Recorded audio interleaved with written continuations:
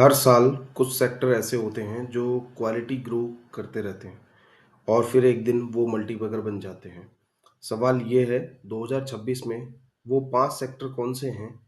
इस वीडियो को एंड तक देखिए क्योंकि लास्ट सेक्टर सबसे पावरफुल हो सकता है। सबसे पहला सेक्टर है EV and battery revolution.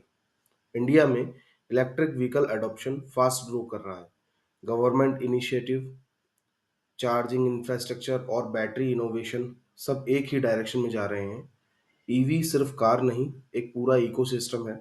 Battery, charging और रॉ मटेरियल के साथ लॉन्ग टर्म इन्वेस्टर्स के लिए ये सेक्टर पावरफुल हो सकता है। दूसरा सेक्टर है रिन्यूएबल एनर्जी। सोलर और विंड एनर्जी में इंडिया एग्रेसिवली इन्वेस्ट कर रहा है। क्लीन एनर्जी फ्यूचर का मेन पिलर बन सकता है।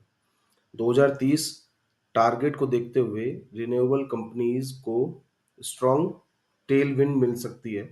ये स्लो ग्रो करेगा लेकिन पावरफुल ग्रो करेगा। तीसरा सेक्टर है defence manufacturing. India defence import कम कर रहा है और मेक इन इंडिया को बूस्ट मिल रहा है।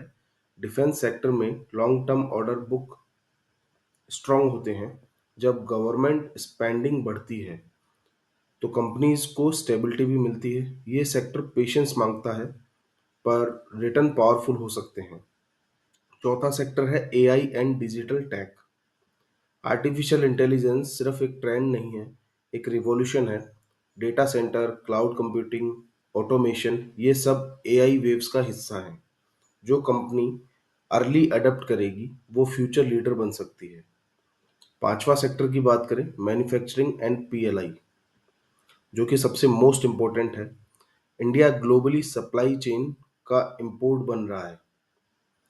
प्रोडक्शन लिंक्ड इंसेंटिव स्कीम और चाइना प्लस वन स्ट्रेटजी का बेनिफिट इंडियन मैन्युफैक्चरिंग कंपनीज को मिल सकता है। ये सेक्टर 2026 का डार्क हॉर्स हो सकता है। ध्यान रहे, सेक्टर स्ट्रांग होने का मतलब ये नहीं है कि हर कंपनी स्ट्रांग होगी। रिसर्च जरूर करें, डाइवर्सिफिकेशन रखें और लॉन्ग टर्म विजन के साथ इन्वेस्ट करें। ठीक है, ये था निवेश अब, जहां हम पैसा सिर्फ इन्वेस्ट नहीं करते, समझ कर इन्वेस्ट करते हैं। Thank you.